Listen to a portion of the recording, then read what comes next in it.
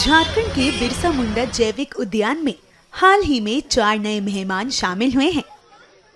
ये सदस्य हैं एशियाई शेरों की जोड़ी अभय और शबरी और 2 सब एडल्ट मगरमच्छ। इन शेरों को छत्तीसगढ़ के नंदनवन सफारी से लाया गया है। अब ये शेर बिरसा मुंडा जैविक उद्यान का हिस्सा बन गए हैं। इन शेरों की जोड़ी अब पर्यटकों को आकर्षित करने का काम करेगी। लोग इन शेरों को देखने के लिए काफी उत्साहित नजर आ रहे हैं। मगरमच्छों को भी छत्तीसगढ़ के नंदनवन सफारी से लाया गया है। बता दें, इन जानवरों के बदले में नंदनवन से हिमालयन भालू और घड़ियाल भेजे गए हैं। अभी इस एक्सचेंज प्रोग्राम में हम एक शेरनी और 2 क्रोकोडाइल लेके आए हैं और बदले में हम लोग एक नर और एक मादा हिमालयन भालू और घड़ियाल दे रहे हैं उनको। इसको दे रहे हैं, कहाँ से आए? छत्तीसगढ़ नंदनवन सफारी है रायपुर में, उनको दे रहे हैं और वहीं से ये लाए हैं। जो नए मेंबर्स हैं बिरसा मुंडा जूलॉजिकल पार्क के, उनकी हेल्थ क्या है, एज क्या है और क्या ओवरऑल कंडीशन क्या है? बहुत ही अच्छी हेल्थ कंडीशन में दोनों शेरनी और आशा करते हैं कि जल्दी ही शार्क देखने को मिलेंगे हमको यहाँ पर। एज कितनी है शेरनी की? अभी शेर की एज करीब 13-14 साल है और शेरनी करीब 4 साल की है। टोटल कितने एनिमल्स हैं यहाँ पर और क्या क्या स्पीसीज है? पूरे जू के अंदर कुल 91 प्रजाति 91 स्पीसीज हैं और उस स्पीसीज के कुल एनिमल मिला के करीब 1400-1500 मैमल्स, रेप्टाइल और एवियन पक्षी वगैरह हैं।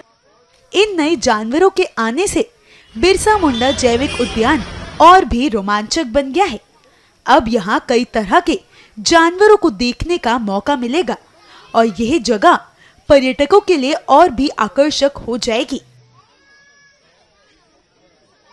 बहुत अच्छा आकर्षण बढ़ेगा क्योंकि जैसे अभी जू के डायरेक्टर ने बताया कि पिछले कुछ समय में एक पेयर की डेथ हो गई थी।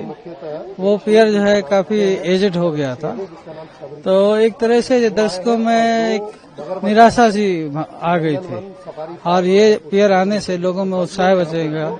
लोग जो है अधिक से अधिक जो है आके इस पेयर को देखेंगे और जू के लिए गर्व की बात है कि जो है उसका फिर से जो है एक तरह का लाइन का पेयर आया है। ये जो एक्सचेंज प्रोग्राम है, इसके बारे में थोड़ा सा बताइए। एक्सचेंज प्रोग्राम है भारत सरकार के अंतर्गत है। एक CZA संस्था है, सेंट्रल जू अथॉरिटी जिसको बोलते हैं। वो एक तरह से हर जू में कुछ जो है ऐसे प्राणियों का एक्सचेंज कराती है जो उस जू के लिए अच्छे हों या जू को बैलेंस बनाए रखें। जैसे बहुत सारे जू जिनकी संख्या ज्यादा हो जाती है वो दूसरे जू को उस तरह से डोनेट करते हैं और दूसरे जू वाले उसके बदले में कुछ और जानवर लेते हैं। तो ये एक अच्छा प्रोग्राम है सेंट्रल जू अथॉरिटी का।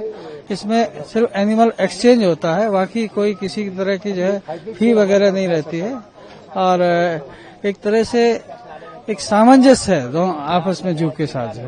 भगवान बिरसा जू में रायपुर के नंदनवन से एक पेयर एशियाटिक लायंस का लाया गया है।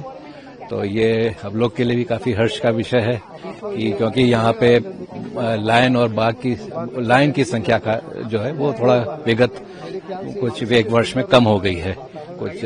तो अभी इसको ये जो नए प्राणी आए हैं इनसे ये एनरिच हुआ है, जू एनरिच हुआ है और इनका नाम अभय और शबरी है और उम्मीद है कि अगर अच्छे आगे ब्रीड करते हैं तो और संख्या में वृद्धि हो सकती है यहाँ। अब हम लोग का हमेशा प्रयास रहता है कि जू में विभिन्न वैरायटी ऑफ प्रजाति के हैं, अलग अलग प्रजातियां यहाँ पे उपलब्ध की जाएं, लोगों को उससे जानकारी भी मिलेगी और उनका वन्य जीव के संरक्षण के बारे में भी उनकी रुचि बढ़ेगी।